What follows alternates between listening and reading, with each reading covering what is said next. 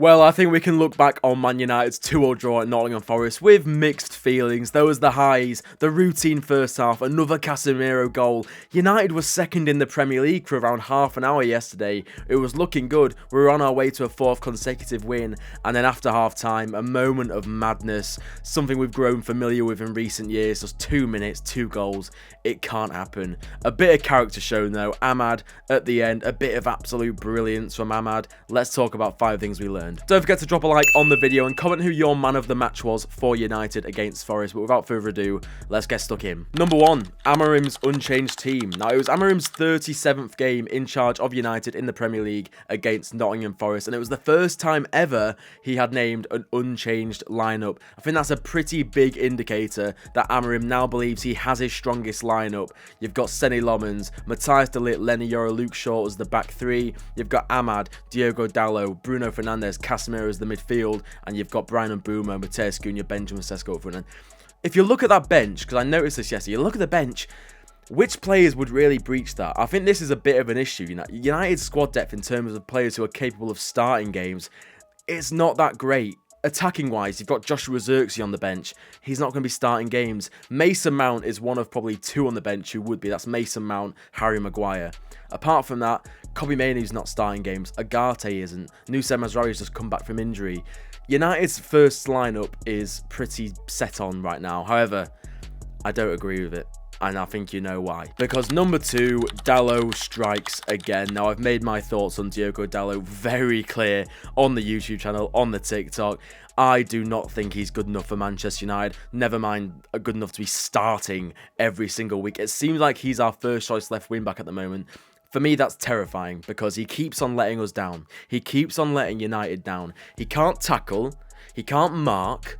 He can't keep players offside. He can't cross. He can't beat his man. What is this guy doing playing as United's wing-back every single week? And you saw the Forest goals. The first one, okay, Ahmad's beaten in the air. I would say, why is Ahmad marking him in the box? Yes, he's a wing-back. We know that's the risk we take when we play a winger as a wing-back. But why is a centre-back, one of the 3 centre-backs, not picking up Morgan Gibbs-White? But the second goal, it's even more unforgivable. The ball drops, and Diogo Dalot doesn't react. He just stands there and watches. And when he finally reacts, he miskicks the ball and the Forest player just puts it in the goal.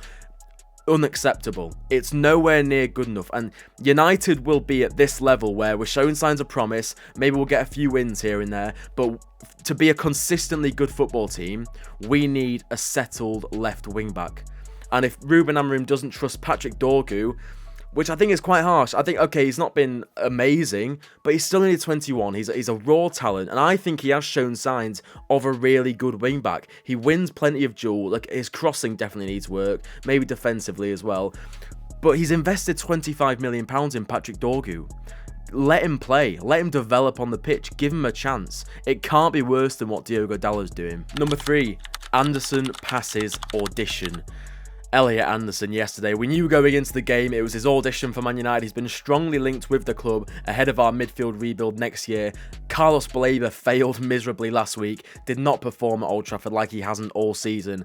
Elliot Anderson's been the opposite. He's having a fantastic campaign. Attacking-wise, defensively, he looks like an all-round top-class midfielder, and he proved that again yesterday. I thought he absolutely ran the show in midfield, and I mean, I've got his numbers here. 100% tackles won, 15 passes into the final third. I actually think he leads that metric in the Premier League this season. I might be wrong. I'm pretty sure he does, though. So he contributes attacking-wise. 14 ball recoveries, an absolute engine off the ball. 3 chances created, 3 fouls won, and 2 attempted take-ons, both of them successful. This is an all-round player that I think would elevate this Manchester United team to a new level. We know we're probably going to need a Casemiro replacement, and we're probably going to need a second midfielder if Kobbie Mainoo leaves. Elliot Anderson can be that Casemiro midfield, because while he's not an out-and-out, I suppose, anchor, a full-on defensive midfielder, he obviously has the defensive attributes to be that workhorse, to be that, not just an engine, like with players like Fred, for example. He'd run for days, right? But when it comes to the technical side of things, you could get better. Elliot Anderson has that engine, and it seems like he also has that end product now. I guess against the midfield two of Bruno Fernandes and Casemiro, combined age of what, 64? He'd be expected to run the midfield if he's this highly rated. But Carlos Baleba was also expected to do that, and he didn't. And Elliot Anderson did. He thrived on that yesterday, and that was enough for me to say he's probably my top midfield target right now. For now, the way he's playing this season, the way he's playing against supposed, big teams, better teams, Elliot Anderson looks like the real deal. And right now, if United are going to lose Casemiro next summer, I would love Elliot Anderson to replace him. Number 4, Casemiro contributions continue. A bit of alliteration for you there, but I mean, listen, early this week, I did a video glazing Casemiro, saying he was United's most important player this season because we're a much better team when he's on the pitch than when he's off it. When we signed Casemiro for that £80 million deal, we all thought, oh, this is just a steady defensive general. He's just going to let Bruno Fernandes do his thing.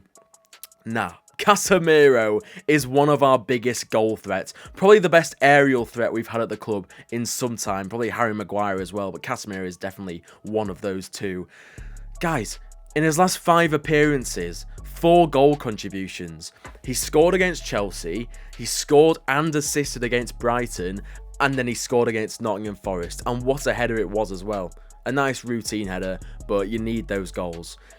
Casemiro's top class, and we keep on talking about midfield reinforcements, and we do need that midfield rebuild. I honestly, as good as he's been, probably don't want United to extend that contract next summer. He's 33, he's going to be 34 by that point, earning, if we're back in the Champions League, £350,000 a week. You can't be paying a 34-year-old that much money, so I would let him go, but United need to replace him well. And this is why I say Elliot Anderson, get a player who is going to make up for the lost goals you're going to lose from getting rid of Casemiro. And Elliot Anderson, the way he is in the final third, can absolutely do that. Casemiro is crucial to this United team. And it's probably one of the only few benefits of playing 1 game a week is that he can start every single game. Because if he couldn't, I think we'd be in trouble. And finally, number 5, it's just 1 game. Now, my biggest annoyance about the Man United fan base right now is that every single match is this huge event. It's life or death. If we win, it's the best thing ever. We're going to win the league. If we lose, oh my God, Ruben Amorim doesn't know what he's doing. These players, they're awful.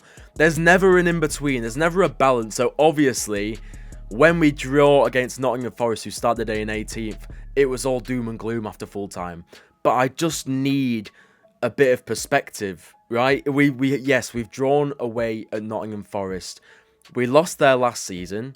If that was the same scenario last season, we probably lose this match as well. It's a draw, but we're 4 unbeaten. We've got 10 points from our last 12 games. We've only lost 2 of our last 8 games in the league. And I think, 16 points out of 24 in those 8 games? United are on a good run. And yeah, on paper, it's 2 points dropped, for sure. But I think you could also look at it as it's 1 point gain and another sign of progress. What cost us yesterday was that 2-minute lapse in concentration where we collapsed.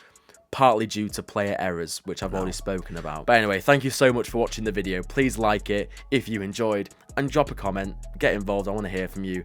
It does really help out the channel a lot. And subscribe if you're new. If you're not and you haven't yet, click that subscribe button. And yeah, I'll see you next time.